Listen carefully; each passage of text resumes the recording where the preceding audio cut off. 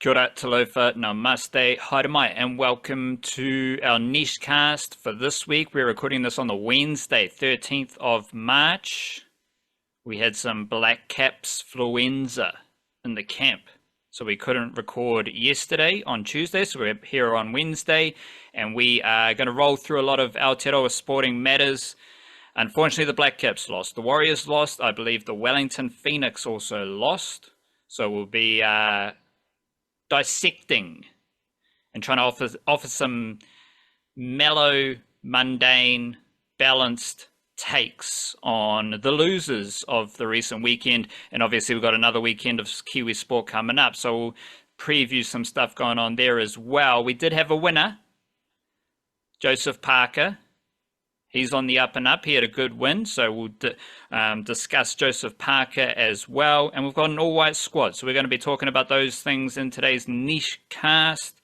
Tomorrow we will be recording our subscriber podcast, and we will, at the moment, we are aiming to get into the nitty-gritty runs and wickets and all sorts of details about the Blackcaps Test summer, as well as Plunket Shield cricket, which is rocking and rolling. So if you love a bit of cricket, we'll be going deep in our subscriber podcast, and we'll see what else we don't discuss today, and we'll be touching on it for our subscriber podcast. The subscriber podcast is available to all the generous folks supporting us straight up the guts on Patreon, and with a paid Substack subscription.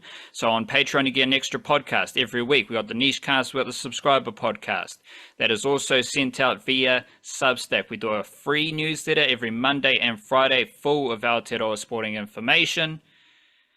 Pretty good read, I'd say, if you love Aotearoa sport. It's just lots of Aotearoa sport. No fluff, no bull kaka, just all the details about Aotearoa sport that you need to know. And from there, you can upgrade that to a paid Substack subscription to support us and also access that subscriber podcast as well. Of course, we've got the deep dives. We've got the deep yarns on our website, theniche-case.com. And to set the scene today for our sporting matters, we need to update the New Zealand versus Australia rivalry, because the Blackcaps lost to Australia in the Test series, and that got me thinking, like, where are we at right now with New Zealand versus Australia sports? And quick little pondering session, I came up with the rugby and rugby league are the only sports where we have got wins over Australia recently, and where it feels like the next time we face them, there is at least hope or optimism that winning is a genuine possibility. The Aotearoa Kiwis smoked Australia 30-0 in that Oceania Championship final, so that's where that is. That's pretty decent. Australia's obviously still their big donnies of rugby league, but the next time we face them, it's that optimism still carries over. I think the Kiwi Ferns also had a win over Australia in their last game, and I think they are 50-50 with the Jillaroos. All Blacks kind of speaks for themselves, and I think the Black Ferns usually win against Australia as well. So we'll chuck that into those fall in New Zealand's favour. Cricket, Blackcaps no, White Ferns no. Football, All Whites and Football Ferns no, because Australia's really good at football. Basketball, no, because Australia's got like 10 NBA players, we've got one, and their teams are just better. Obviously the Tall Ferns and the Opals. Yeah, Opals. They're not the Boomers, because that's one of their domestic team and their men's team, but they are the Opals. So Yeah. Australia's definitely got the advantage in basketball, and I think they have the advantage in a lot of other sports as well. How do you assess the state of New Zealand versus Australia sport right now, almost mid-March?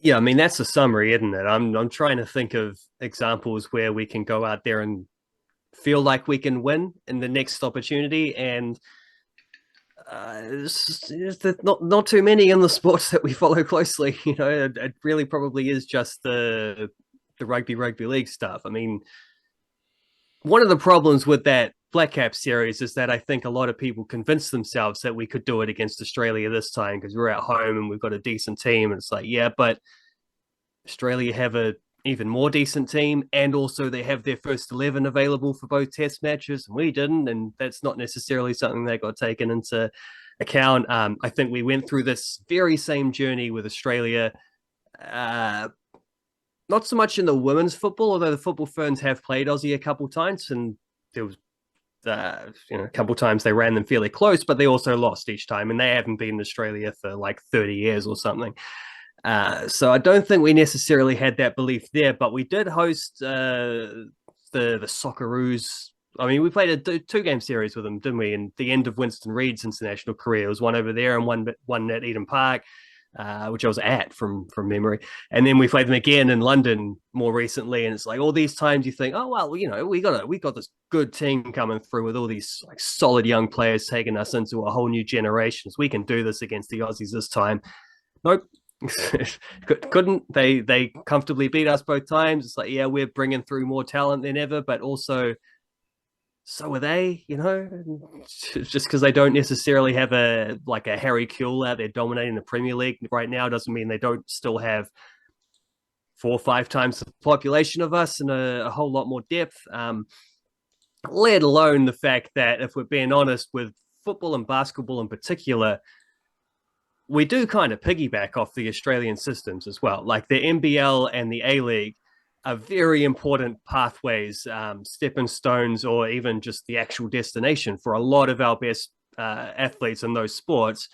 And obviously, if we're getting that much out of it, they're getting more out of it because those are their leagues, right? So, yeah, unfortunately, the rivalry's not a whole lot of a rivalry at the moment, and it's a frustrating one, but it's also like, you gotta, especially after a series like that Blackcaps one, you just got to sit down and be realistic about it, don't you?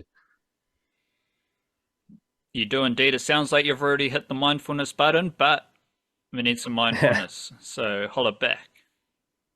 Yeah, well, luckily I've been in a days of illness for about 4 days, so I have been working on this one. And amongst that, where are we here? I've got to flip it up on the thing. Amongst that, I was listening to Alan Watts' podcast to try and sleep at like 4 o'clock in the morning, just waking up in sweats and whatever. So one of them stood out. And the good thing about not being able to sleep is that you at least have time to remember these. Because I obviously didn't write it down in that state, but I did remember the quote, and I found the quote where he says, this is Alan Watts, the what do you call it? English philosopher, I suppose, did outstanding stuff middle of the last century of just like translating Eastern philosophies and spirituality into Western perspectives. And he says here, poor man, skillful beyond all other animals, by being able to think in time, abstractly knowing the future, he dies before he is dead. He shrinks from the shark's teeth before they bite him. He dreads the alien germ long, long before its banquet begins. Very, very poetic from Mr. Watts there, but I liked that one broke through the haze for me. I liked that, the idea of I don't know, dooming ourselves by thinking ahead and worrying about stuff that hasn't actually happened yet. You haven't been bitten by the shark. You don't need to worry about being bitten by the shark until you're being bitten by a shark. Enough said. That was beautiful. Nice job. I will ask you though, when did the illness come on? Because it seems like no, it started. I have an exact story for that. Well, my hypothesis is it started at some stage of the Blackcaps test match. And I'm curious what I don't really care about your story of how you got sick, but I do want to ask you, was there something in the test match that was happening when you started to become sick? The test match, no, because it was in between days. But I very clearly started realizing, I got a bit of a sore throat here. This is going to be rough. Right around the time that I was watching the Dragons win their opening game of the NRL. So that's, I think, what made me sick. And at the same time, it was crossing over. It was double screening between that and the Wellington Phoenix losing their unbeaten streak, going down 1-0 to Melbourne City. So some combination of those two things obviously shook me way out of my equilibrium, because that's where it began.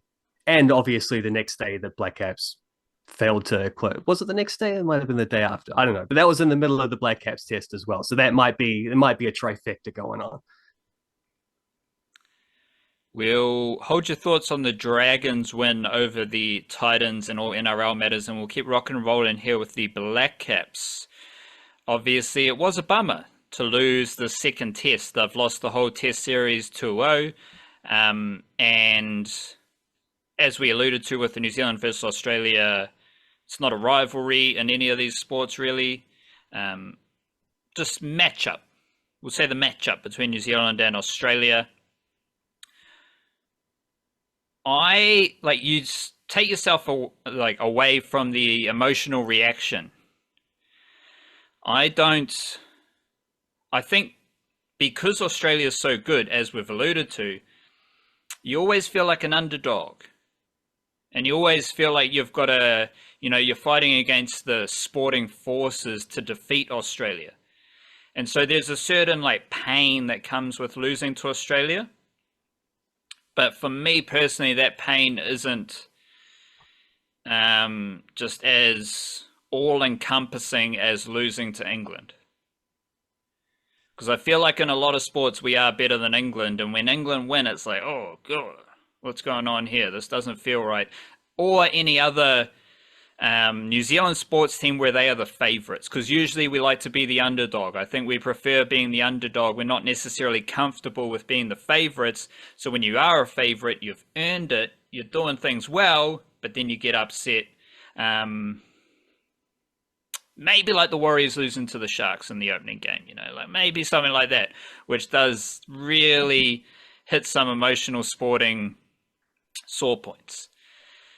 That is to say, there is a emotional aspect of losing to Australia in any sport, and you got to work through that. And I think that is amplified when you do have a chance, when you do put yourselves in position to win, and you feel like, whoa, we let an opportunity slip there. Specifically in Test cricket, where everyone loves, I think Test cricket more than any other sport, everyone loves the historical stats, and so that frames everything where New Zealand hasn't beaten Australia in a Test match since this date, and New Zealand hasn't beaten Australia in New Zealand since this date, and New Zealand hasn't beaten Australia when the moon is in Jupiter and the asteroid is going in this direction and there's rain in the air.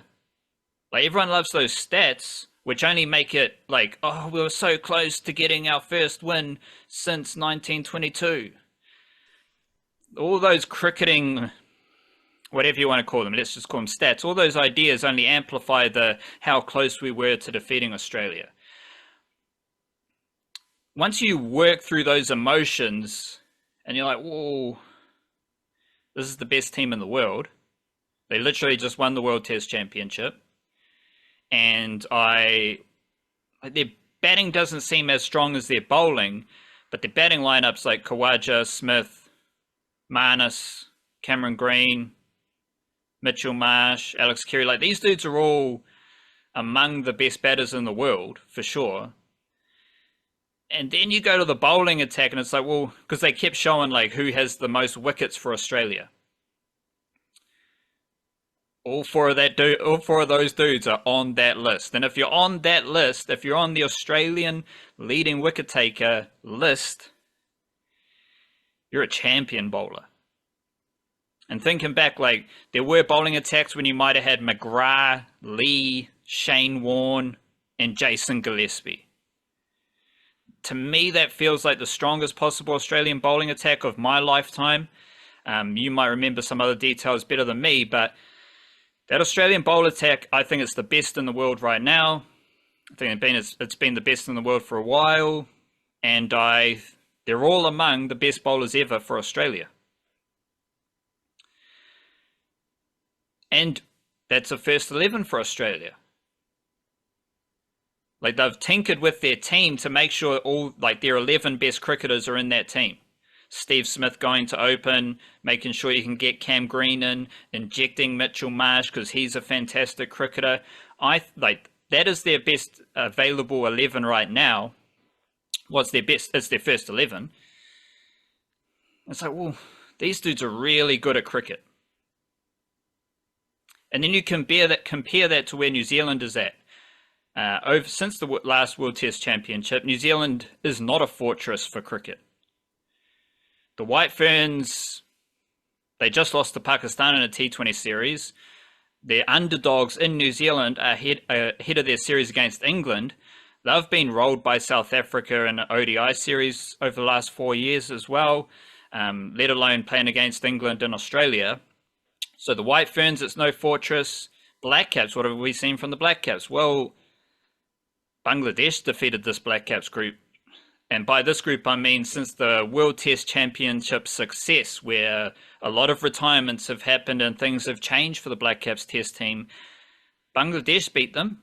South Africa beat them. South Africa's first 11, not their second 11, / third 11. And England won here in New Zealand last year. So New Zealand is no fortress for the Blackcaps. So there isn't exactly a massive home advantage that evens up this matchup. And you're like, whoa, Devon Conway's injured. He's out of form, but he's still one of the best batters for New Zealand. And at least if you've got Devon Conway, you don't have to open Will Young. Will Young is a fantastic role player, but he is not an opener. He's only opening because Devon Conway's not there.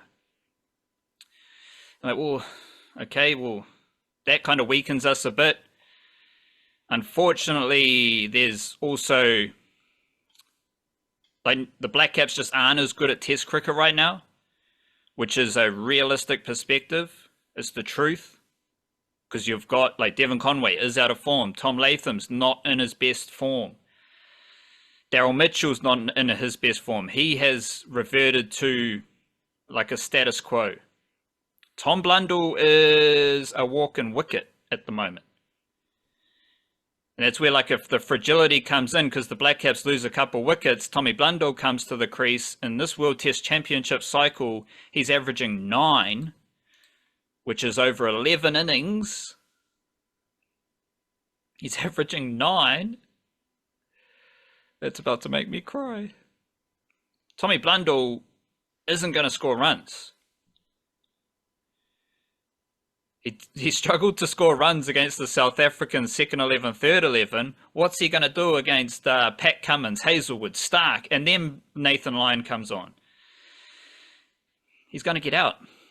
And that's kind of, that is one specific pocket where it's almost guaranteed you're going to lose 2 quick wickets. Because you're going to lose a wicket, and then Tom Blundell's going to come in. He's averaging 9. He's getting out. So it's like bang, bang, straight away in that middle order. I think in our newsletter on Monday, you did have the partnerships. And the 5th partnership averaged 3. The rest of the top 8 wickets averaged at least 19. And the 5th wicket averaged 3. Is that in alignment with Tom Blundell? Yeah, because that I think that would be because he's batting at 6, so the 4 wickets would go down. Number 6 comes in. That's the 5th wicket. So yeah, that's very specifically when Tom Blundell's coming in. Well, then that's not always him who loses that wicket, but you know, it's not a good sign. Yep. So that's an issue. So the run scoring, the solid run scoring that we once knew of the Blackcaps Test team, that's gone. That's not there. There's the Scott Kugelheim zone, where if he can't bowl, you do wonder, like, why are we here? It almost got very awkward because he was smashing boundaries and he did have a very important 44 run knock of 44 runs, and you were contemplating, wait, what's going to happen if he like hits a 50 or he goes on to hit a century and like saves the team? What would happen then? But I think ultimately that's just a hole in the team because he's not bowling. And when he does bowl, he's not necessarily taking lots of wickets. And it's just like a weird spot. It's just a bad juju spot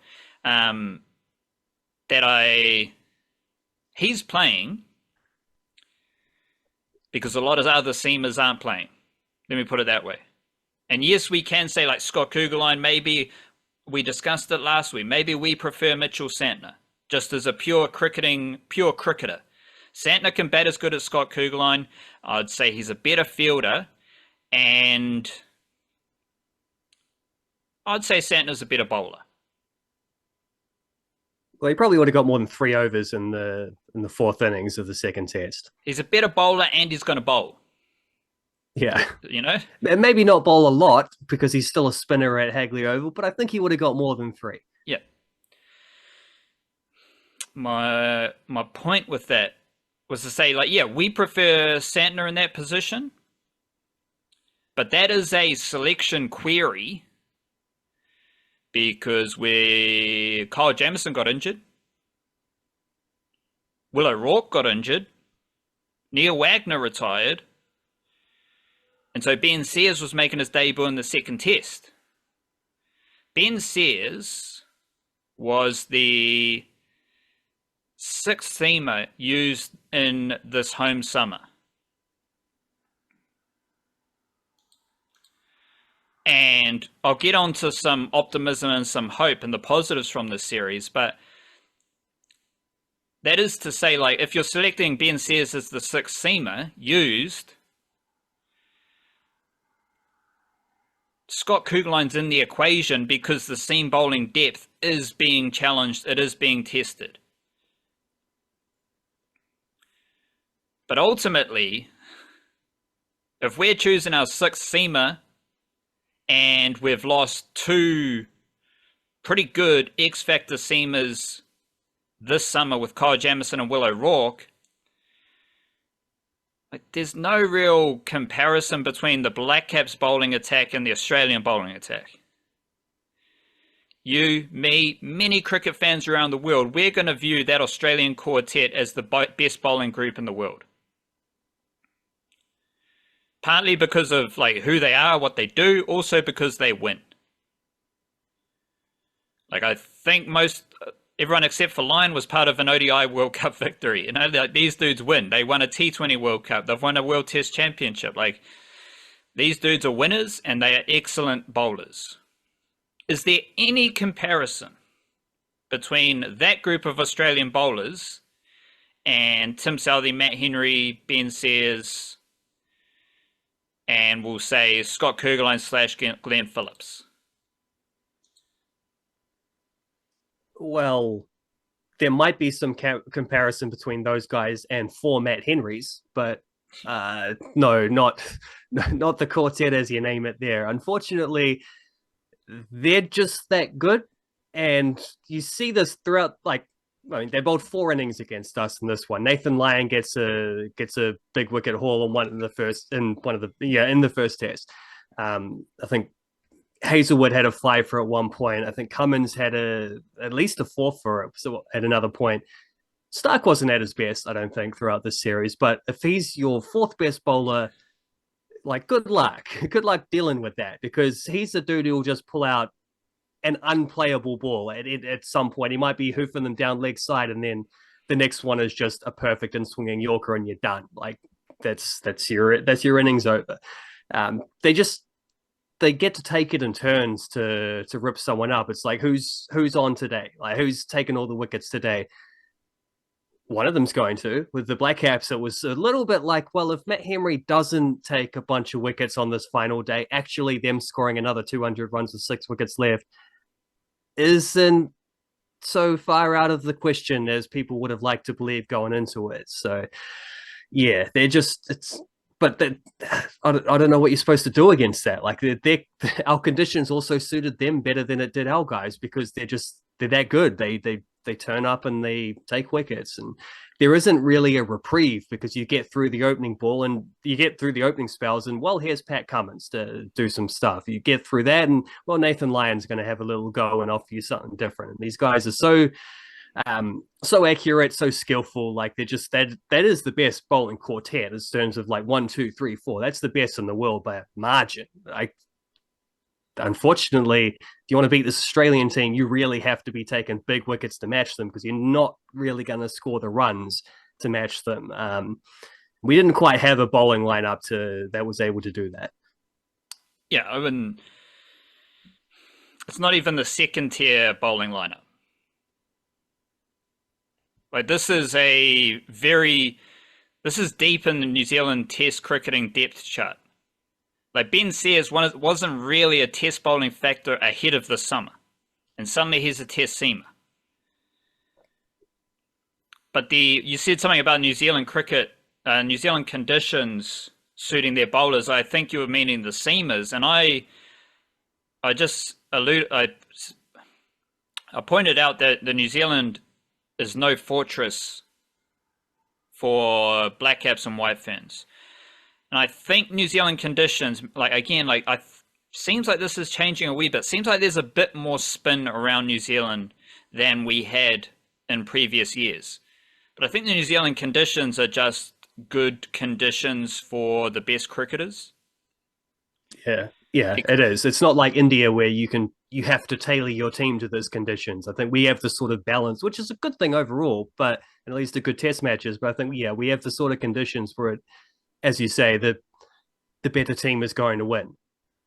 And it's like, who was the best spinner? Nathan Lyon.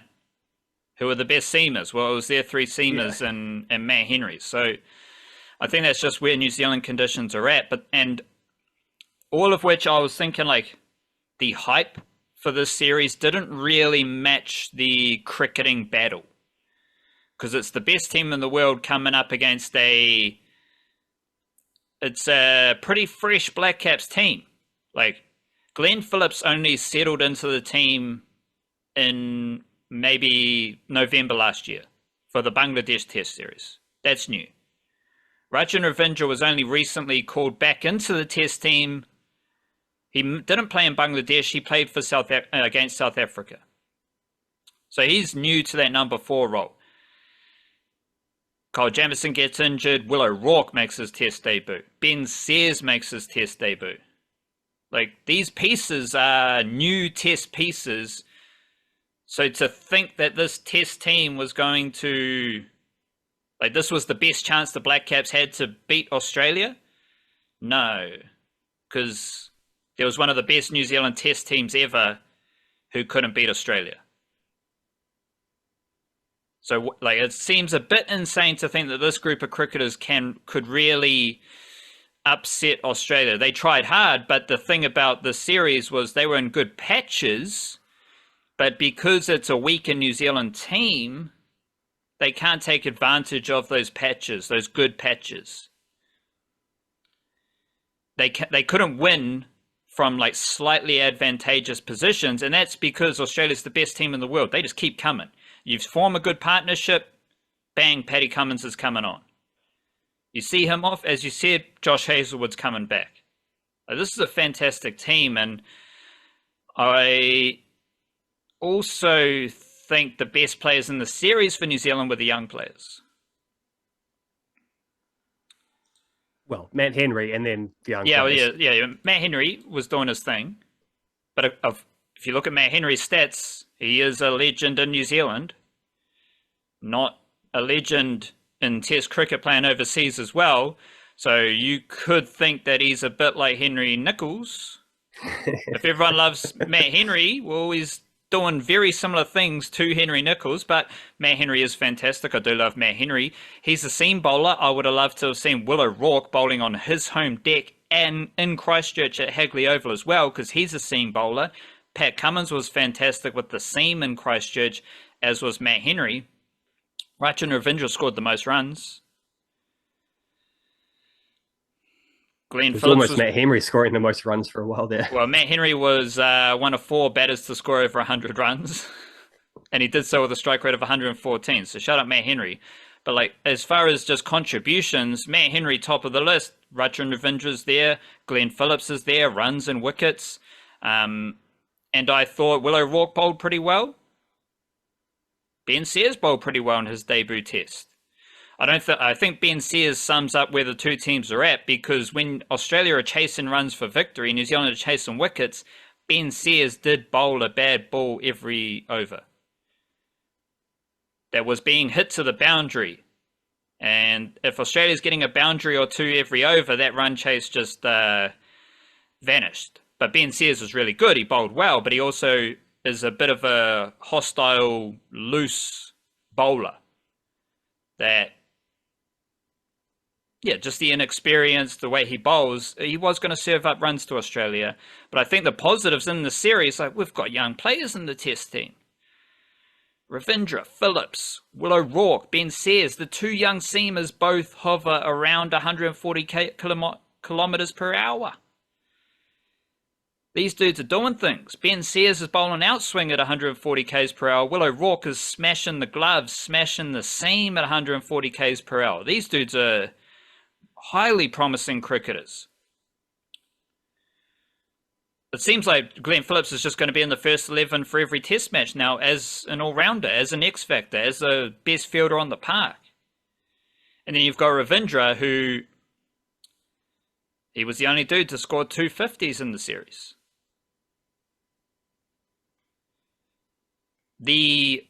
As far as winning this test series and winning tests, just seems like it was a really tough ask for this Blackcaps group. But I kind of think this is a key juncture for the Blackcaps test team, because moving forward, Will O'Rourke's in the mix, Ben Sears is in the mix, Ravindra and Phillips are first 11 cricketers. Not only has the test team changed with younger players coming in, but these younger players are really good at cricket. We've seen it with Ravindra, we've seen it with Phillips.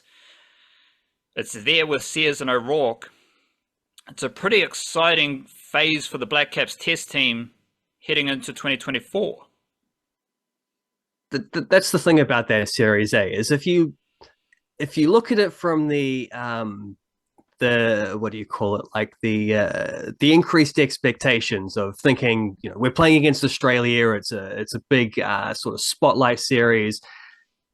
Can we get a victory against them? Well, we got we crumbled in the first test, and then the second test we were in a position to potentially win and weren't quite good enough. I don't think they threw it away or blew it or choked it or anything like that. I just think they were, Australia produced a very strong run chase, and they have a stacked batting order, which, like their bowling lineup, one guy fails, the next guy stands up. And unfortunately, Mitchell Marsh seems to have a habit of doing this against us, because he did this, and he had a incredible innings in the when we played them in the T20 World Cup final, I think it was. And Mitchell Marsh was brilliant in that one, just slugging sixes off his hips. And fortunately, he also did big things here, and then so did Alex Carey. And then, just when Ben Sears comes in, thinks it might have swung back in his country's favor, and then bloody Pat Cummins turns up and slugs a quick fire 30 not out. That's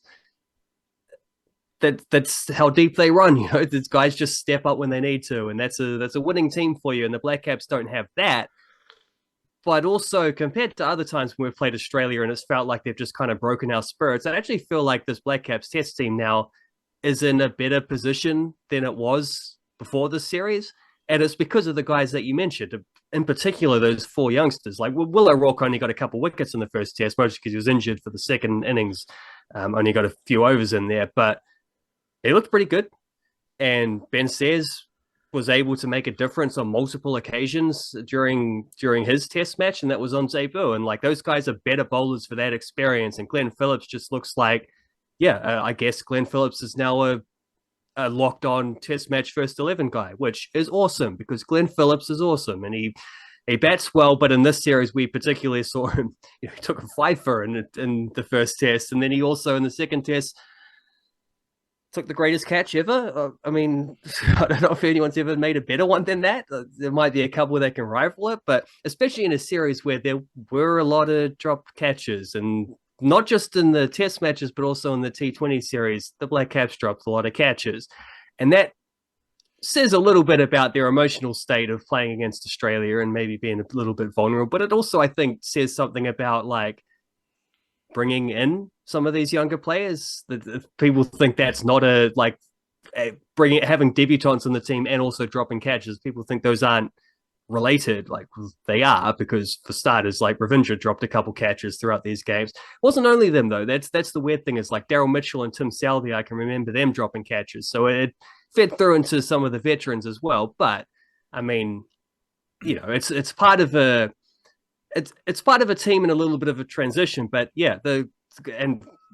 these guys who were put in those positions against Australia largely stood up, and that that strengthens this team moving forward. That gives us more clarity moving forward. That puts the Blackcaps in a better place than where we were a few weeks ago, where some of these, we've got answers to questions now. We know who the next up seamers are.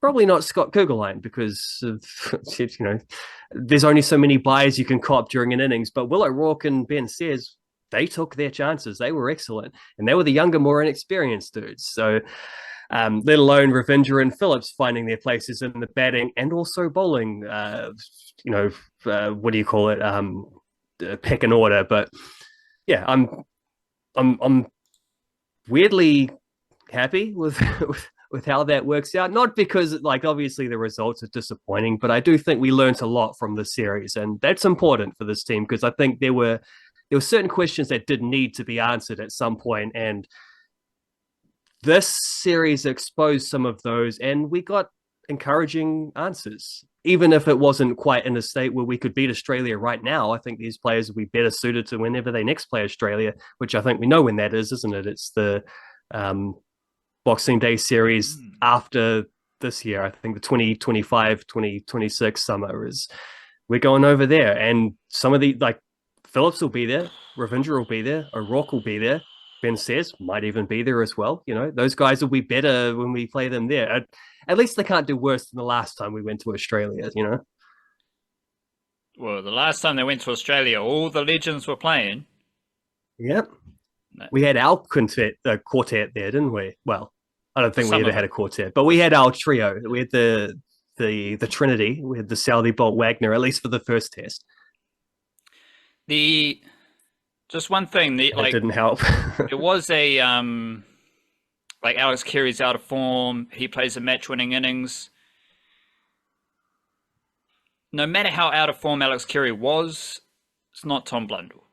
So we would love to have Alex Carey instead of Tom Blundell right now. And even people were saying, or the commentators were saying, Pat Cummins really worked hard on his batting. He's been a fantastic batting bowler who bats, pretty much an all-rounder for a long time. He kind of came into the Australian team as a capable lower-order batter, and we'd all wish Tim Southey was Pat Cummins with the bat. It's from a Kiwi perspective, I'm looking at Alex Carey and I'm like, I'd rather have him than Tom Blundell right now. And then you watch him Pat Cummins bat and you're like, well, this is kind of what everyone hoped Tim Southey would be. But I think there's apparently the schedule coming up has a lot of tours to the subcontinent. And I think that might have ramifications for Tim Southey because he's a seam bowler. But everything we've said also comes into the equation of Tim Southey, the captain, because this isn't an easy team to be captain of. It's not like Tim Southey can go, okay, yeah, me and Bolty opening the bowling, Neil Wagner's coming in, and then we can just roll out this seamer. Maybe we've got CDG, he's going to bowl a couple, it's going to be all good. And you've got the best batting lineup you can muster as well. Tim Southey's captaining a team that doesn't have Devon Conway, that is using seamers and bowlers well down the depth chart. He's got to figure out how to best use Glenn Phillips and Rachin Ravindra. No one really has a lot of experience of captaining Glenn Phillips and Rachin Ravindra as bowlers. So it's why didn't this spinner bowl more? Why didn't this spinner bowl more? Southey's trying to figure all these things out. It's a very different captaincy equation to what Pat Cummins is working with a finely tuned Australian team and with the previous generation of test cricketers from Aotearoa. Because Kane Williamson, when he was captain during that cycle, he knew exactly how to use his bowlers. He knew exactly what his bowlers were capable of. He knew exactly what he was going to get from his batting. And if there was a spot up for grabs in the team, there was a very clear pecking order. And there was a very clear depth chart laid out. What happened in this series? Kyle Jamieson's injured, O'Rourke's injured, Wagner retires, Conway's injured. Players are out of form. Suddenly we've got two batters who are now all-rounders. There's a lot going on there for a captain. I just don't I don't know. Saudi did his best. He did the best that he could, and it will be it will be purely based on conditions if he isn't playing and he isn't the captain for upcoming tours. I don't think there's no need for a referendum on Tim Southee the captain. Like, this was a very tricky team and series to captain coming up against Australia with all the things happening in the New Zealand outfit as well. I 100% agree with that. And I'll go even further and say I actually thought he bowled all right throughout this series. I thought he didn't get a lot of luck. And I thought his bowling at the top in particular with the new ball definitely helped set a tone. I mean, he bowled well in combination with Matt Henry. Matt Henry was taking all the wickets, but Southee was still part of that sort of partnership there. And when you're getting catches dropped off your bowling, it's those figures could look very different if that's the case, right? And yeah, the weird, just some weird anti-Southee sort of vibes throughout the series. I guess I'm going to be generous and say I think that's just from people, I don't know, lashing out a little bit because of those higher expectations and having to cope with figure out how to cope with the fact that we thought we might beat Australia and actually no, they're still comfortably better than us. But yeah, just even Cricinfo like framed that thing about like Southee maybe not captaining in like Sri Lanka or India. I think there are other tours coming up, as if it's some kind of reflection of his performance and not what he was very clearly saying when asked about it. He was hinting that, well, maybe I might have to make way because we need the extra spinners in those conditions, which is obviously what he meant. And it's obviously how well the Blackcaps would view it. So I don't know. I'm glad we found time to defend Tim Southee because I don't think he was an issue during this series. I think he did his bit. He didn't get a lot of luck, but it's a tough gig, right? It's a tough gig. To wrap it all up, like, how does this series look if Australia's are using their fourth and fifth seamers? It's just an interesting thing to reflect upon, and it kind of frames the whole perspective on Southee on the team and whatnot as well. The intention was to talk about Joseph Parker first because he did actually win, but then we went deep into the Blackcaps. So let's touch on Joseph Parker. He did have a win over Zhang, the Chinese. Zhili Zhang.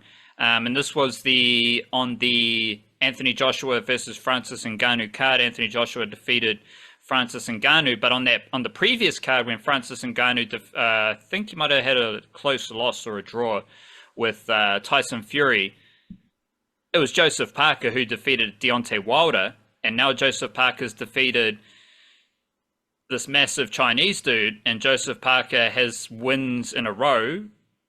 I left that very vague because I don't know how many wins he has in a row. Do you know?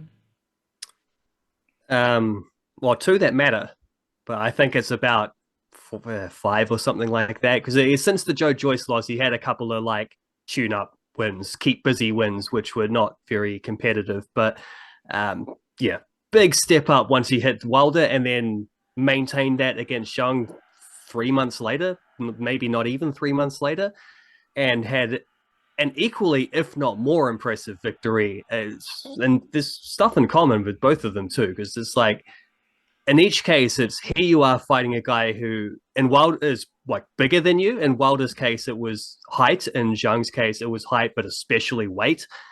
And up against these guys who are renowned for being extremely powerful hitters. And other people didn't want to fight them. The people who would want to fight them are the people in contention for the belts, and they're the kind of guys who are trying to figure out ways to fight each other at the moment. No one else wanted a bar of Zhili Zhang, except Joseph Parker.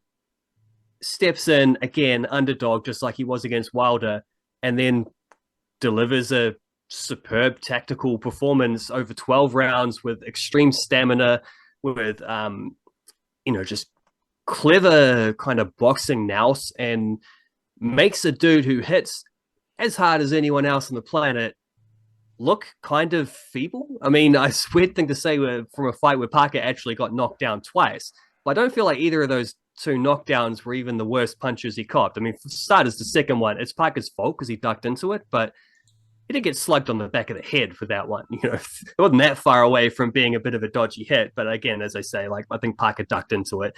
And the first one, I thought he was kind of off balance. I actually thought he got hit harder later on in that same round. But that was the only time where Zhang actually got a knockdown and then used that to fuel him moving forward.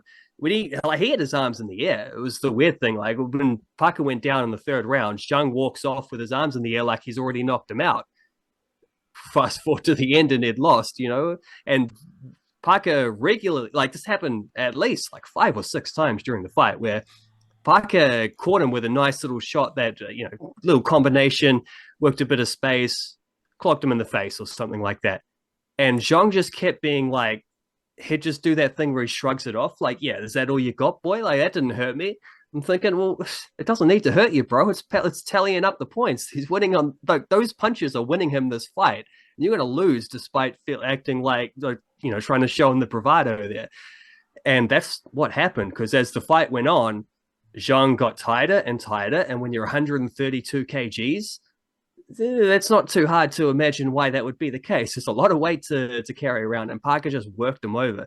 And I think part of the reason he was off balance in the two knockdowns is part of a strategy that overall worked extremely well for him. To an extent, I haven't like he's pretty quick, he's pretty fit, he's done this kind of stuff before, but I don't know that he's done it to this extent where he was really moving his head and shoulders a lot, and he was crouching a little bit more, like bending his knees and like just generally changing angles and letting Zhang see different looks of him, and just he's not going to be a static target for him.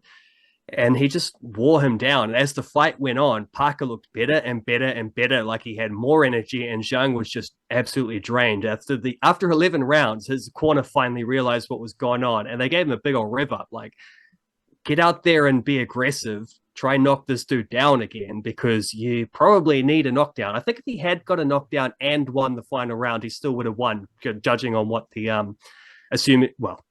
judging on what the scorecards were. Instead, he didn't land a single punch in the 12th round. Like, not one. He didn't land a single punch after his corner had told him, you need to go out there and hurt this guy. He didn't even come close. Like, he just had nothing in the tank. Parker wore him down so perfectly over 12 rounds. It was a superb performance from him. And I was a little bit worried backing up so quickly after Wilder. Is like, could he do that again? Because I think a lot of beating Wilder came down to Wilder. Like, Wilder didn't even seem to care that he lost that fight. The lack of motivation there was wild from a dude who's been a champion before. Maybe that's just him being American and trying to refusing to accept I don't know, weakness or anything that would damage his ego is just sort of like not wanting to show that. But Parker dominated him. Parker dominated Zhang despite getting knocked down twice, and now he, I think, is in the, I don't know, I think his reputation as a heavyweight boxer right now is bigger than it's ever been. It does seem to be alignment with Anthony Joshua's kind of resurgence and Joseph Parker's resurgence. However, they're in different stables, because Joseph Parker's affiliated to the Tyson Fury camp and Anthony Joshua's doing his own thing in England. So they're not related, but it is interesting. Anthony Joshua has reached higher levels, but him and Parker both went up and then kind of had a dip, at least the plateau, and now they've made improvements, they've developed, and they've got better.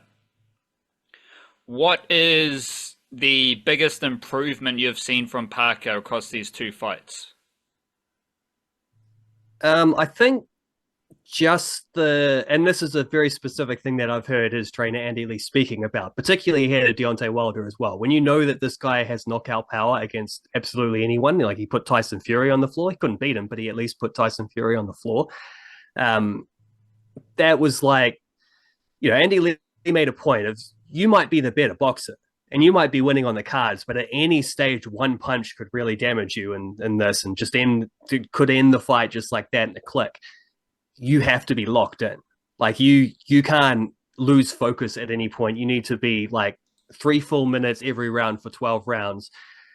And I think he's done that. And against Wilder, it was locked in focus here. Against Zhang, it was the same locked in focus, but with extra adversity on top of that, because he had to stay calm, having been, having had his nose borderline broken in the third round, and knowing that he was behind early on because he'd been dropped, and then getting dropped again later on, just as around about the point where he'd probably started to swing the cards back in his favor, and knowing he still needed to deliver 3 more rounds of that kind of laser focus on a tightrope, because if he'd been knocked down again, like, the fight might have swung back the other direction again. Like, he had to be alert, he had to be focused this entire time, and he was.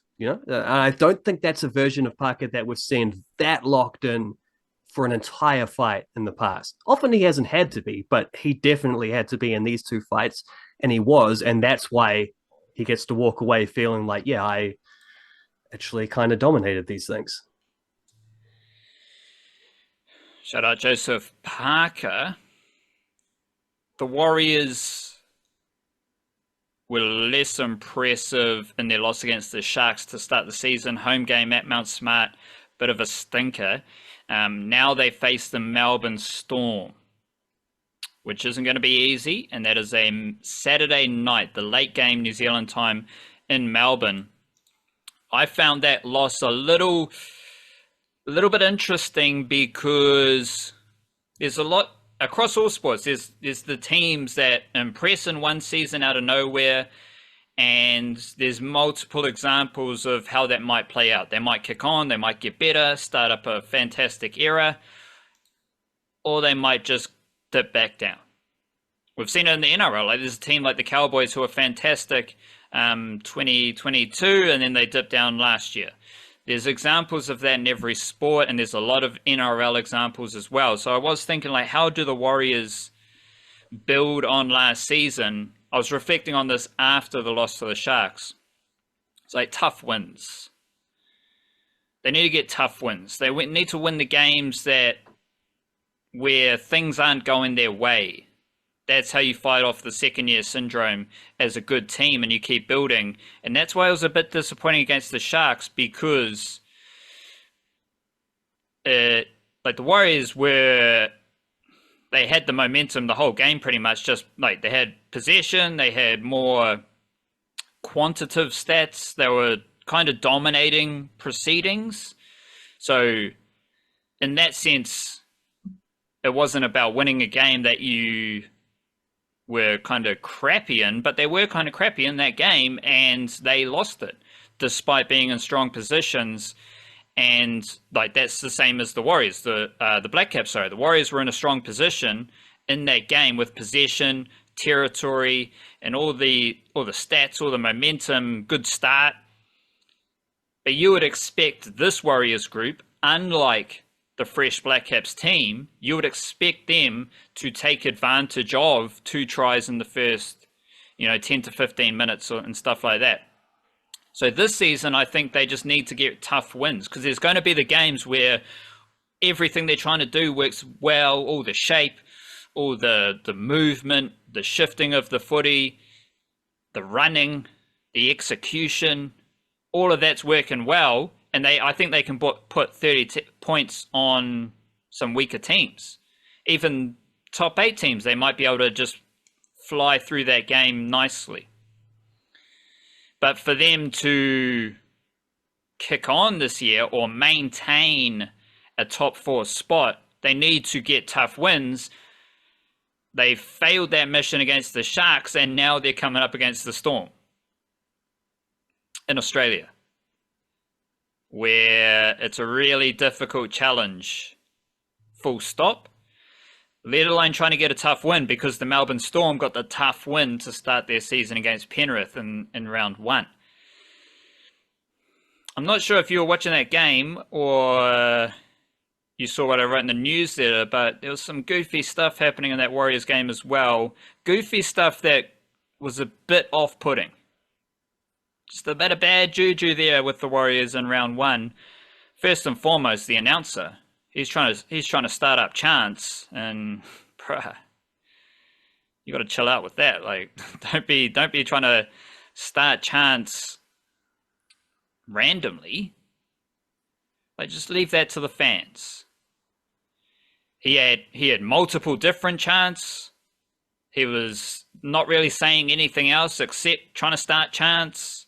They were really boring chants. They were, apart from the up the was, like, apart from that one, the other chants just happened naturally by fans who were fizzed up for the game. And to me, you earn the chants and you earn the vocalism from the fans. By first, you need a lot of numbers in your stadium, so you got to earn 20,000 people in your stadium, and then your footy dictates how vocal the fans are. The fans control it. You got to let these things happen naturally. What did we have in the test in Christchurch? I like the announcer for the Blackcaps. He does a good job, but he's not, between overs, he's not going Blackcaps, Blackcaps, Blackcaps. He's not doing that stuff, which would be incredibly weird for a game of cricket. But you take that out of it, the fans still had chants. They were still singing. That just happened naturally in the heat of the moment. Big crowd, exciting cricket. The fans are piping up. I think basketball's a different kettle of fish because a lot of basketball does have a hype man. And I mean that positively, who's on the court. He's right there. He's always talking. Whether it's the Breakers. The Breakers is their general manager. Yes, yeah, so he's doing that stuff. But then you go NBL, there's a hype man with a DJ. Like, that's just cool stuff. That's all good. Mascots and stuff like that, yeah. But the dude with the mic, he's always talking. So he's kind of commentating the game. He's just doing ad-libs like he's a rapper in 2024. He's always talking. So he kind of earns, and between timeouts, half time, he's on the court, he's doing his thing, he's hyping up the crowd. That's the job. The Warriors announcer didn't say anything except trying to start chants. Like, it was just very goofy. Of all the fan bases in the country, the Warriors are the one fan base that you least need to tell how to support their team. Like, that's maybe the best, most I know people talk about the bandwagon, but like the bandwagon is ultimately a compliment because that's showing that you're bringing people in and getting people, like, growing your fan base, getting people excited about it. The Warriors fan base right now is probably the best in Aotearoa. Like, you don't need to tell them how to be fans, right? They know what they're doing. That thing has grown organically over years to where it is right now, and people have suffered for where they are right now. That's why they love it so much. You don't need to manufacture that. It is such an easy, organic thing, more than any other fan base in the country. Although, I was thinking I was going to mention this as the positives for that Blackcaps series, but since you did bring it up, those crowds were great. And once again, like we said on this podcast, leading into that series, New Zealand loves Test cricket. People turned up to watch New Zealand lose to Australia. They loved it. It's like the atmosphere was great. That's not a surprise to us. That's just where we're at with that sport. Agreed. All the Warriors stuff happens organically, and as you were explaining that, I was like, all those dudes in Spider-Man costumes, they just decided to do that, right? Yeah. They just thought it was a good idea. That's what happens. So when, it's a very dark atmosphere, middle of winter, the Warriors are up 16-4, and the opposition's trying to work the ball off their try line, there is a fan who feels the moment and just unleashes a Warriors. And it's very doom and gloomy. It's very intimidating, but it's just a fan who feels the vibe and he sparks it up. Yeah, it's real. All those things have happened. Like, all these things were happening last year. So why is there just one dude and his job is to start up the most boring, crappy chants that don't work? But that's not footy. There was a goofy footy thing in that game, which I'm fascinated to see play out against the Melbourne Storm. Tom Aley didn't get on the field. Bunty Afoa played 15 minutes. So those are two middle forwards who played a combined 15 minutes, and this happened. Freddie Lussick came off the bench. He had to play hooker because Wade Egan got injured. Dylan Walker was also on the bench. He did play a bit of middle forward, but then he had to go to left centre because Tuau Piki got an HIA, so Tuivasa Shek goes to fullback, Dylan Walker goes to left centre, and then Dylan Walker spends 10 to 11 minutes at right edge because Kurt Capewell came off. So Dylan Walker did play in the middle for a bit, but then he played left centre, then he played right edge. Like, that's Dylan Walker. That's what he's there to do. But that leaves holes in the middle forward rotation, and you've got Tomale and Bunty Afoa playing a combined 15 minutes. And what I was talking maybe on the Thursday podcast, the subscriber podcast, about how this would be a very interesting game because it's the smaller Warriors forward pack against the big Sharks forward pack. You didn't even give the smaller forwards an opportunity. Tomale didn't play. Bunty Afoa played 15 minutes. Like, just seems like this is something that doesn't make a lot of sense when you're losing. You can get away with it when you're winning, but it's kind of the process versus the result. Whatever, like, I don't really know, but it's something that feels bad when you lose because you didn't even use your players. Like, seems like you were trying to be a bit tricky, and they faded in the game. And you've got two dudes who played a combined 15 minutes. Like, you can give Tohu Harris a 10-minute break. Like, it's okay. He's a fantastic player. He's capable of playing 80 minutes. Just give him 10 minutes off. Like, you don't need to be playing those dudes those minutes. And I just thought you could have used the bench a little bit more. But this is Andrew Webster's prerogative. So we'll see how it goes against the Sharks because he hasn't made any changes to the team. And it's the same players who will get an opportunity to rectify that. Storm, they've got a decent-sized forward pack. It is a bit smaller than the Sharks. Shout out to man's Alec MacDonald. Sneaky little Kiwi-NRL lad who's going to come off the bench through the middle. Just rugged, fit, typical Storm player. But this is going to be a very interesting matchup because the Warriors have to get a tough win, and it's a very difficult place to get a tough win, and it's going to be another challenge for their smaller forward pack / bench rotation. Even if Wade Egan is out injured, even if Kurt Capewell, I think he's got an injury cloud maybe as well, even if some players aren't available, it's still going to be a small forward pack. So that idea still applies regardless of what the final 17 is. And we'll see how the Webster plan develops in a very difficult matchup. Like, I don't have high expectations for this game. It actually felt like a little bit like Blackcaps versus Australia, because what do the Storm do? Fantastic record of tough footy.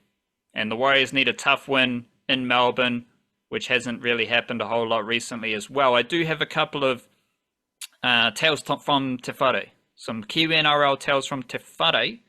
Valence Te Whare, starting centre in Queensland Cup. So shout out to him. He's battling away in reserve grade.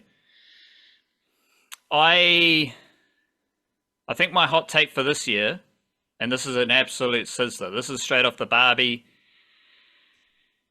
Morgan Harper. Better centre than Stephen Crichton. Yeah, watch out for that barbecue. You might burn the house down with that. They don't play against each other in that Parramatta versus Bulldogs matchup. Harper was on the left edge. Oh, they were both on their left edge. So Crichton was on the Bulldogs left edge. Harper was on the Eels left edge. Obviously, it's a bit of an insane take. It's a hot take. It's a straight off the Barbie take. And I'm not applying logic to it. It's just purely based on vibe. But it was something like that developed from a good Morgan Harper performance with the Eels. And the thing about the Eels is that is where Kiwi-NRL players go to get better. Whether it's Dylan Brown, he went to the Eels, when he was like 15. 3 years later, he's playing NRL. Isaiah Papali'i goes to the Eels, he gets a whole lot better. Maratini Akori goes to the Eels, he gets a whole lot better. Ofahiki Ogden, Wiremu Greg, Makahisi Makatoa, they all join the Eels from other clubs, and they have got better. Morgan Harper seems like the latest addition to that list because he's got the starting centre job straight away from the straight away for round one. I'm not sure about their injury status or their depth, but he's starting centre. He didn't really kick on with the Sea Eagles. In fact, his reputation was diminished at the hands of Sifa Talakai in some defensive performances. But the Eels are a great spot for Morgan Harper to be, and after round one, he's a better centre than Stephen Crichton, so we'll see how that develops. I've also got some deeper cut notes. I was interested to see in the Jersey flag team for the Warriors. They had Tobias Crosby obviously on the bench, but the Warriors also had Caleb Lehman at hooker, and he came back to Auckland from the Bulldogs. The Warriors also had Pawa Papuni Abbott, who's a big bopper from Auckland. Caleb Lehman's a Maris junior. I think Papuni Abbott is a Te Aratu junior. Papuni Abbott was with the Sharks last year. And quick Google search, the Huddle profile always pops up. He's got Melbourne Storm stuff in his profile, but he seems to have returned from Australia to play for the Warriors Jersey flag team. So that trend of the Warriors bringing, like they had Cassius Cowley at halfback. He's from Tokoroa, left the Warriors to go to Wynnum. Now he's back with the Warriors. Like there's this trend of the Warriors bringing players back from Australia that is evident now in the selections of Caleb Lehman and Pawa Papuni Abbott. Papuni Abbott's really big. And that's why the Sharks recruited him, because what do we know about the Sharks? They love big boppers from Aotearoa. I was also interested to see in Queensland Cup, Tavita Henare-Schuster was starting fullback for the Burleigh Bears. Tavita Henare-Schuster was recruited by the Roosters from Rugby Union in Aotearoa, played for the Roosters flag and a bit of New South Wales Cup last year, mainly wing, bit of centre. So he's gone from wing and Jersey flag essentially to now starting fullback in Queensland Cup for Burleigh. And Burleigh is now affiliated to the Broncos. So maybe the Broncos have recruited and snapped up Tavita Henare-Schuster, which would be an interesting thing to happen. But at the moment, he is just the starting fullback for the Burleigh Bears, which in itself is pretty interesting because he's gone up a grade and he's also gone from wing to fullback. So he's been promoted from under 21s to reserve grade, but he's also made a promotion in position as well, which is a pretty good sign of his talent. He's from Palmerston North, the Manawatu region, I think. And also shout out to John Whinianga-Nofo. He has now started 2 games in a row at hooker for the Redcliffe Dolphins Mal Meninga Cup team, which is under 19s, I think, now. And he has scored 2 tries in 2 games. And he dominated this competition last year. He is a fantastic player in the Redcliffe Dolphins system. In fact, all those under-19 dudes for the Redcliffe Dolphins are on fire. You've got Tavita Nofahu at centre, Elijah Rasmussen at prop, Patrick Kailahi at edge forward. All those dudes straight out of first 15 rugby. And now they're all scoring tries for the Redcliffe Dolphins under-19 Mal Meninga Cup team. One last thing, what'd you make of Keanu Kinney? You came up against the Titans. Fantastic win for the Dragons against the Titans, but I'm curious on your scout of Keanu Kinney at fullback for the Titans. Yeah, tidy. I was hoping for a little bit more like of the razzle-dazzle-y stuff, but it wasn't his fault that they didn't come out. It was because the Titans kept giving away penalties and not, just not doing ideal stuff there for to set him up. But yeah, it's, I was happy enough just to see from a dude who we talked about a bit last year and seeing like some of the highlight stuff and what he's capable of and the lower grades to get to this point. Pretty excited just to see him as a week one starter. Unfortunately, his team's rubbish, but then sometimes that helps because the Dragons didn't even seem to play that well in that game, and then somehow won by like 24 points. So I will say though, Raymond Faitala Mariner, pretty handy on debut. I enjoyed that. He had a bunch of offloads and tackled really well, good physical presence. I enjoyed that. Shout out to the Otahuhu Dragons. Bit of an issue though, because it's Oda blue, Dragons wear red, so a bit of fee there. Heading into the footballing ranks, we've got a all-white squad to face Egypt and Croatia or Tunisia. So shout out to that possibility of games coming up. I also saw that they have announced that they will play Mexico in California, which will be a fascinating wee series. And there's quite a few Wellington Phoenix players in that squad, which now that I've said it, I realize I just do what every other Kiwi media thing is like. It's always about how many Wellington Phoenix players you can get into a New Zealand national squad. And if the football ferns aren't scoring goals, they need more Wellington Phoenix players in their team. So I don't really want to do it like that, but I'm going to weave them together because the Wellington Phoenix are playing football and a lot of their young players have now entered the All Whites equation. You got Lucas Kelly-Heald, the Kyle Jamieson and Will O'Rourke of New Zealand football. We've got Ben Olds back in the equation and the old fella, Costa Barbarouses. He's there as well as Finn Sermon. So Kelly-Heald might make his debut. Finn Sermon's got 1 cap. Ben Old has 2 caps. And then you've got Tim Payne and Costa Barbarouses. The Wellington Phoenix men, they had a loss to Melbourne City, so they are now second. And this is why I wanted to celebrate it when the Blackcaps and Wellington Phoenix were top of the league. Blackcaps were first in the World Test Championship at the same time Wellington Phoenix were first in the A-League. A week later, now they're not. So you got to savor those moments, that's why you got to celebrate those moments of joy and bliss because they can quickly change. So the Wellington Phoenix are now second to the Central Coast Mariners, but I think we did see a Wellington Phoenix woman victory over Perth Glory in Macedonia, which now has the Wellington Phoenix woman 9th, which it looks like there's still a chance. There's only 2 points between them and Newcastle in sixth. So there is a chance the Wellington Phoenix can still make the A-League finals. Wellington Phoenix men are second, and we've got an all-white squad. The all-white squad, what's the most interesting thing in the squad outside the Wellington Phoenix bubble?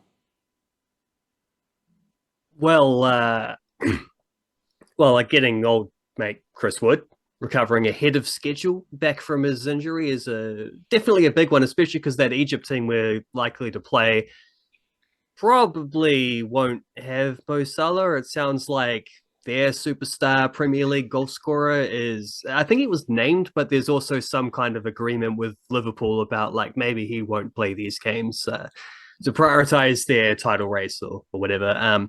Chris Wood's team is at the other end of the table because they're 1 spot above relegation and have a massive game coming up this weekend against Luton Town, which basically if they win that, they're in a far more comfortable place than they are right now. But if they lose that, they're not just on the fringes of a relegation battle at that point. They're smack bang right there in that relegation battle, and that's a bit of a worrisome place to be. But that's why it's important that Chris Wood's back for them, and also he's back in time to be named in this squad. And we remember how what superb form he was in right before he got injured. Hopefully he can pick up where he left off with some goals against Luton. He did score against them earlier in the season, so he's got some it's got some precedent there. And obviously, the All Whites are just a better team when Chris Wood is around. He gives them a focal point. He's not always a player who I feel like they've used him in the best ways, but that stuff is hard to figure out in international football. The important thing is he's a number 9 you can build a team around and build a style of play around. And he's silkier than people give him credit for. I was watching his comeback game, and there was this one chance that Forest had. They lost 1-0 to Brighton, and they didn't play very well, and he didn't get a lot going on. But there was this one little moment where the ball comes to him on halfway, dropping back, and he just does this first time little silky flick to behind him to Morgan Gibbs White running through. It's like people always talk about Chris Wood, about the big headers he wins. It's like here's a slippery little touch that shows like he's far more than that. And Fred, which is why we know he can combine with these speedy, skillful, always forwards that he's going to have around him. And Sarpreet Singh is there. We know Sarpreet Singh is enormously important to this team's creativity. When both Singh and Wood play, you know what? I'll look this up when I write about this to see what the difference is when those two are both in the starting lineup versus when one of them or neither of them are. Because I get the feeling a lot of our best performances have revolved around those two being key performers. Other than that, I think the most interesting aspect of this squad is how many young players there are. And there's 8 players who are under 23s in here. And that includes a few of those Phoenix fellas. And I can only assume, in fact, I don't even have to assume it because Darren Baisley basically said it. Like, this has got a lot to do with the Olympics that are coming up in a few months, where it is an under 23s team that'll compete. And because is Lucas Kelly-Hield a better player right now as a left back than James McGarry or Dalton Wilkins? I'm skeptical about that, but he's also eligible for the under 23s. And so if you're tossing up between who your backup left back's going to be in a squad, because obviously Libby Kikachi is numero uno, and there's absolutely no doubt about that. If you're tossing that up, well, if you're preparing for an Olympic campaign at the same time, which Darren Baisley is also coaching, I think that has been a bit of a tiebreaker. I thought at first looking at the squad that might have been a tiebreaker in a few cases. I think maybe only in Kelly-Hield, because Alex Paulson's there on merit. Finn Sermon's there on merit. I mean, the next best centre-back who's not in the squad would be Bill Tuiloma, but he wasn't in the last one either, and hasn't actually played a competitive game for his club for like 9 months or something, because he was injured for a while. Then he was an unused sub when he came back, and they were trying to make the playoffs, so they weren't mixing things up very much. And he's been on the outer he got injured in preseason, which didn't help. So he actually hasn't played yet in this MLS season either. So, I mean, Finn Sermon's just been picked ahead of a senior player there because of form. Like it's not a thing that's been handed to him. It just is also convenient that he'll be a key player at the Olympics, as will Tyler Bindon. I think there's your CB partnership right there, Tyler Bindon and Finn Sermon. And frankly, that might be the all-white centre-back partnership for many years to come if those two continue to develop the way they have done this season. Ben Holt's there on merit, I said. Like, it's let alone guys like Matt Garbett, Marko Stamanic, they're both under 23s. Well, they're Stamanic definitely and Garbett probably first 11 players anyway for the All Whites. So they don't have to be scooped in there. It gives you good encouragement about that Olympic team and what that might look like when you're seeing dudes are being picked for the national team of that age range anyway. Like, regardless, they don't have to grease the wheels to get these guys in. They're just there because they're amongst the best players. So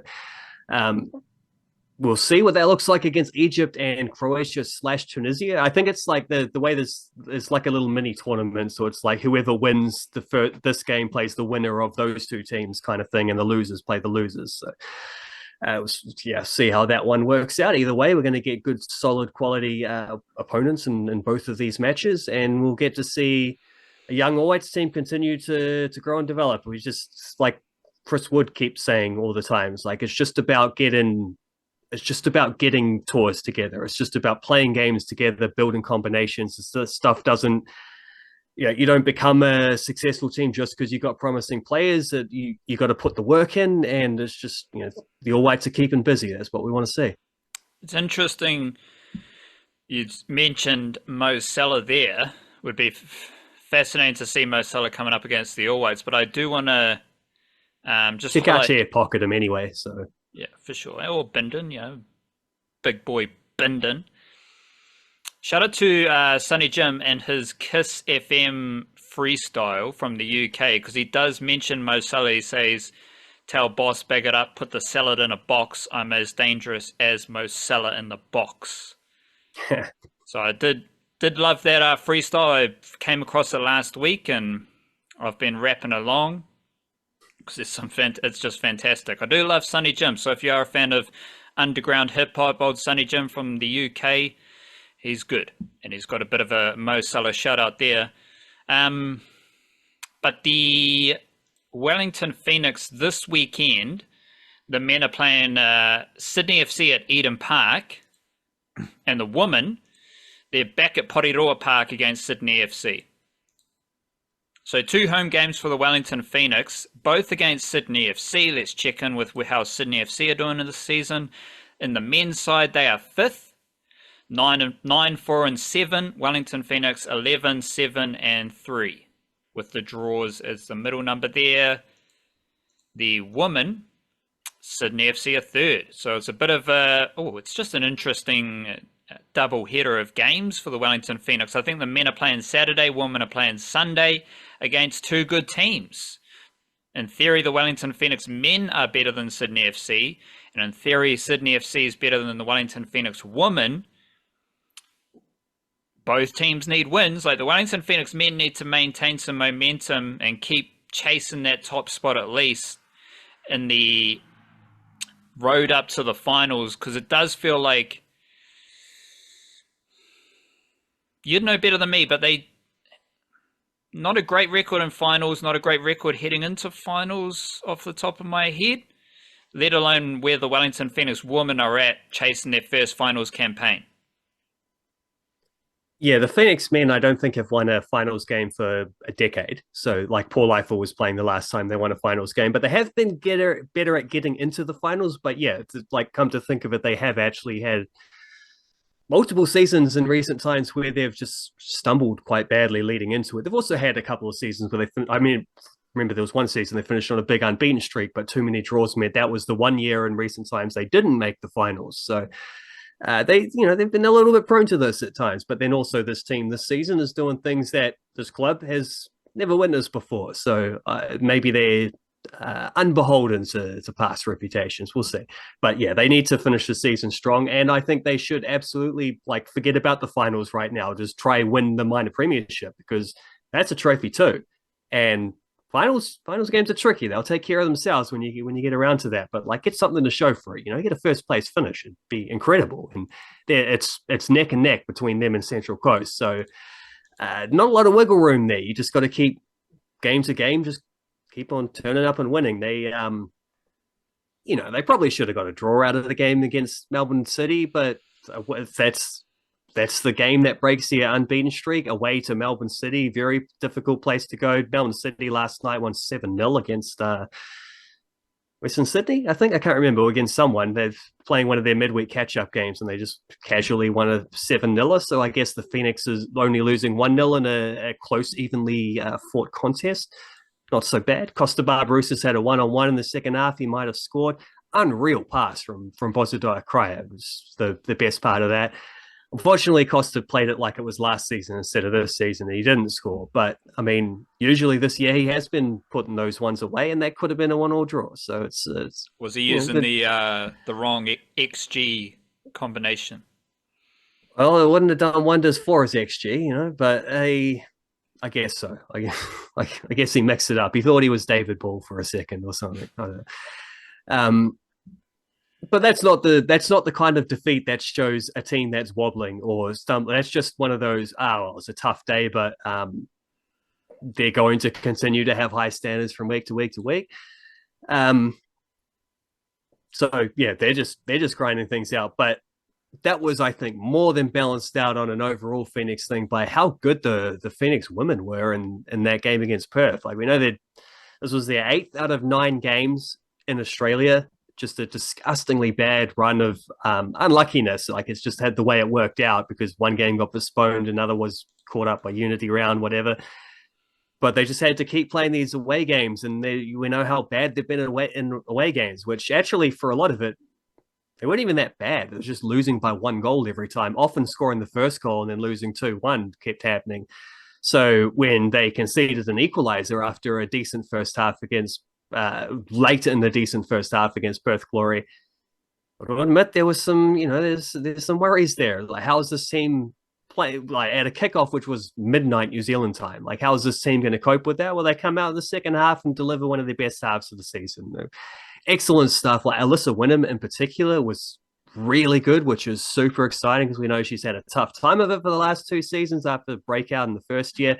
As that's coincided with as the teams tried to become more competitive, and there's a little bit less wiggle room for someone who's really good at some stuff and needs to improve other things. But that's also part of what is exciting about that is she had some of that end product, like the same sort of bounce as the Ben Old bounce as well. It's the same thing where it's like super skillful dribblers, but you kind of need to be scoring more goals and getting more assists to show for it. Both of them have been doing that lately. Wyndham had a goal and an assist here. She had an assist in the previous game. But she's also like tracking back and making big tackles and looks like she's strengthened herself a bit. And that is all sign of a player who was, found herself in a tricky position and then like worked hard to get herself out of it. Now she's getting those rewards and she looks a better player for it. So that's very exciting. And also Macy Fraser, I don't know why she didn't start, but she comes off the bench and scores a wonder goal. So that's just standard Macy Fraser stuff. I like seeing Fraser and Wynnum on the field at the same time. I think there's a lot going on there with two players who is like really smart, clever, skillful, combined very well together, and both from the Canterbury region as well. So I think they probably have played a fair bit of football prior to joining the Phoenix together. I don't know. They might have slight age gap there. I think Fraser's a year or two older, so maybe not. I don't know, but 3-1 victory for the Wellington Phoenix there, away from home. Bit of an unexpected one. I think puts them right back in the mix for finals footy. It is tough because like they do still like the Sydney game coming up is their toughest remaining fixture. It's the hardest one. But they also, I think they only lost 1-0 away to Sydney during that away spell, and from memory, I think someone missed a sitter towards the end of it, which should have been 1-1, and they actually had a lot of the better chances in that game. It was a game a more confident team might have taken something out of, so therefore you put this team at home off the confidence of having just won a tough away game. Maybe that makes all the difference. I definitely think they're capable of winning that one, and 3 of their last 4 games are at home. The one game that isn't at home is against Canberra United, and they're the bottom team on the table. So potentially they could win all 4 games, which would be 5 wins in a row to finish. I don't expect they're going to do that, because if they were that clinical, that consistent, well, they wouldn't be fighting for 6th. They'd be fighting for 1st or 2nd like the men's team are. However, they had a bit of a fortunate phase at the start of the season. They were winning games, putting points on the board, but they were also playing a lot of these games at home. So we found that out later, how much of a difference that made. Then the middle of the season was really brutal with all these away games. The end of the season is a lot more like what the start of the season looked like. So that's a positive sign. That's something that might bode well to that finals thing, because like you said, they're only 2 points off 6th place, and a few of those teams, there's about 4 teams in the mix for 6th place. No one's going to finish higher than that. The top 5 are pretty well sorted, but a few of them are playing each other, and one of those games involves the Phoenix playing Western Sydney in the last round, so they can take care of that themselves if they beat them in the final game of the season. So they're right there in the hunt, and it's just a matter of win as many of these remaining whatever it is 3 or 4 games as you can. And to your point, as we finish up here, so Newcastle in 6th, they've had a loss and a draw in their last 2 games. Then they went win, loss, win. Western Sydney, they've got a draw, loss, loss, win, loss. Perth Glory, 8th, they've got a loss, draw, loss, draw, loss. Wellington Phoenix, you can keep going as well. I think they're like 8 or I think I think Perth are now 9 games without a win, thanks to the Phoenix beating them. That's great news for the Wellington Phoenix. Wellington Phoenix, they've got a win, 3 losses, and another win. So the Wellington Phoenix are the only team out of those 4 teams who won last weekend. And they've got 2 wins. The only other team there with 2 wins in their last 5 games is Newcastle. But they have a loss and a draw in their last 2 games. So it does seem like that is a cluster of teams that will be sorted through over the next few weeks, and we'll be here to discuss it all. The other aspect there as well is that the Phoenix have a game in hand on Perth and on Newcastle, who have played, 1 game more than them. So if you're 2 points behind and you have a game in hand, well, that game is worth a maximum 3 points. So that can take care of that by itself. And the team they don't have a game in hand in is Western Sydney, and they still have to play them. So they can just beat them and make up those points. Although I think tonight Western Sydney play their catch-up game against Canberra United. So Devin Jackson and Ruby Nathan could do something very good for the Wellington Phoenix there if they can spring a bit of an upset there. Canberra is last, so it would be a bit of an upset, but they... it would definitely be an upset, but they're capable. They score goals. So shout out Canberra United through the mahi tonight. We'll see how we go. Big up to everyone. Thank you for being here with us in the Niche Cast. And if you do want to support us straight up the guts, join us on Patreon or with the paid Substack subscription. And we'll be doing our subscriber podcast for all the generous folks supporting the Niche Cast tomorrow. Tap in. Otherwise, just enjoy Aotearoa. Enjoy the Aotearoa sport. Love yourself. Kia kaha. Stay beautiful, church. Yeah.